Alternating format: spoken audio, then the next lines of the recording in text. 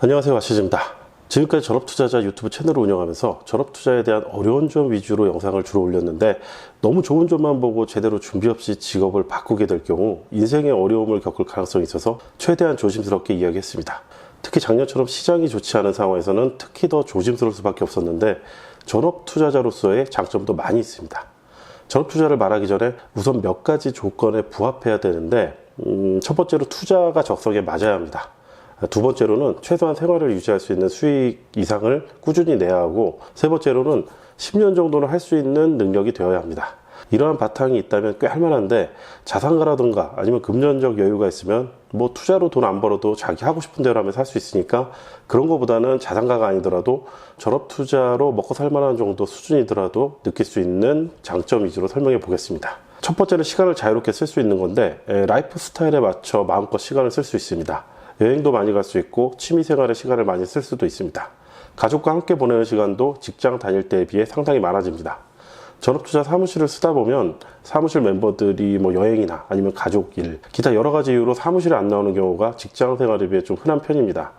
눈치 줄 사람도 없고, 뭐 함께 연계해가지고 하는 프로젝트나 뭐 일 이런 것도 없기 때문에 한 달씩 뭐 해외에 가 있기도 하고, 하루에 자리에 앉아 뭐 3-4시간 정도는 취미 생활을 하는 친구도 있었고, 슈퍼개미 같은 분들과 뭐 사무실 같이 쓴 적은 없었는데도 다들 비교적 쫓기지 않고 여유롭게 보낸 것 같습니다. 다들 여유롭게 보내서 뭐 슈퍼개미가 안 된 건지 모르겠는데, 어쨌든 뭐 여유롭게 보낸 것 같습니다.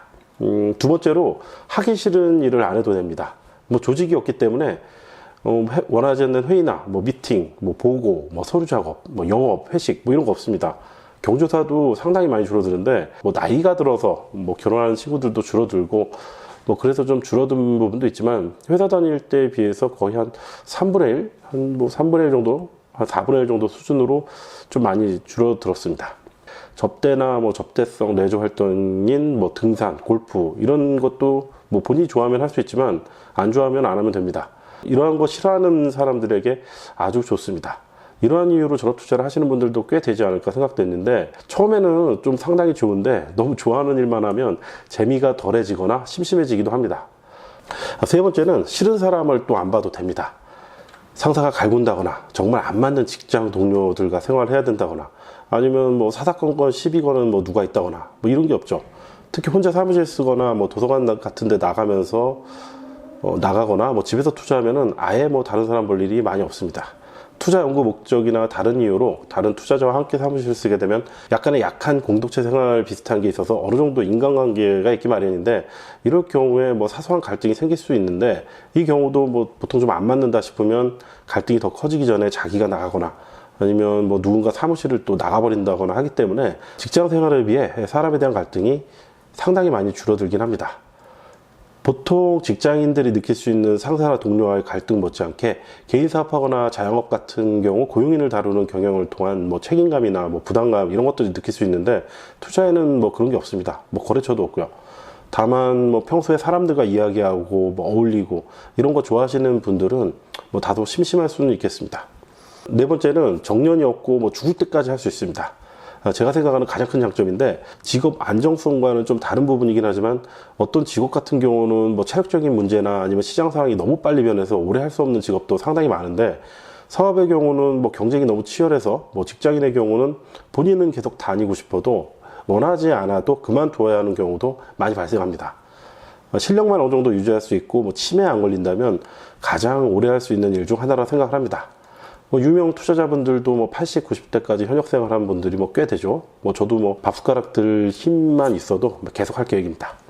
다섯 번째는 경험과 노하우가 꾸준히 쌓이는 직업 중 하나입니다. 물론 다른 직업군처럼 뭐 트렌드나 기술 혁신으로 산업이 크게 변하기도 하지만, 투자의 대상 중에는 쉽게 변하지 않는 산업 영역이 많이 있습니다. 30년, 40년 동안 입맛이 거의 변하지 않는 뭐 식품이라든가 뭐 제품이라든가 유행, 뭐 이런 기술 같은 경우는 발전해도 계속 소비되는 원자재, 쉽게 대체되기 힘든 에너지라든가 거의 뭐 100년이 다 돼가도록 사라지지 않는 뭐 제약회사나 뭐 화학회사, 이런 뭐 순위도 잘 안 바뀌어요. 순위를 보면. 이런 것들을 보면 앞으로도 쉽게 변하지 않는 산업 분야는 존재할 것으로 보여집니다. 금융위기나 버블도 지속적으로 반복돼서 과거의 경험이 미래에 일어날 비슷한 상황에 대처하는 데 도움이 되기도 하고, 인간 세상에 일어나는 많은 일들도 반복되는 것 같습니다. 100년 전 쓰여졌던 투자 서적을 읽어봐도 공감 가는 부분이 많아서 놀랄 때가 많았습니다. 자연의 순환도 그렇고 인간의 본성도 잘 변하지 않기 때문에 그런 게 아닌가 생각이 됩니다. 다른 것들 좀 생각해보면 다른 직업에 비해서 학습 비용이 좀 덜 들고 직업 유지를 위한 또 유지비도 적게 듭니다. 조직을 고용하거나 그런 게 아니니까 사무실 같은 경우도 최소화할 수도 있고 아예 안 써도 되고 직업 유지를 위한 유지비도 적게 들고 경쟁이 덜합니다. 특히 승자 독식이 아니기 때문에 장이 상승장이면 수많은 사람들이 다 같이 돈을 벌거나 이럴 수도 있죠. 그리고 실력과 무관하게 가끔 큰 돈을 벌게 해줍니다.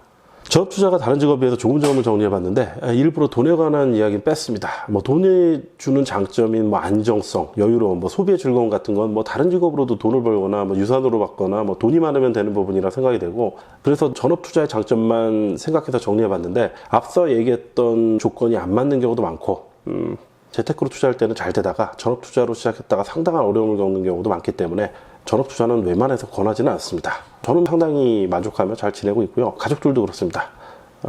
항상 즐겁게 투자하고 성장한 투자자 되세요.